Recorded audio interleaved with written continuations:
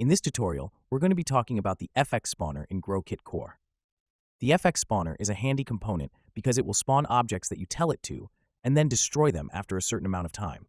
This can be useful for many different kinds of one-shot effects, such as particles, audio cues, etc. To see this in action, we'll create an empty game object and call it FX spawner, then add an FX spawner component. I'm going to add an item to our objects to spawn list and set it to our confetti prefab. We'll leave the death time as 1 second. What this will do is spawn the intended prefab and destroy it after 1 second.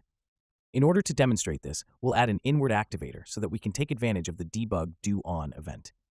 In the on event, we'll add our FX spawner, and we'll tell the spawner component to spawn on self.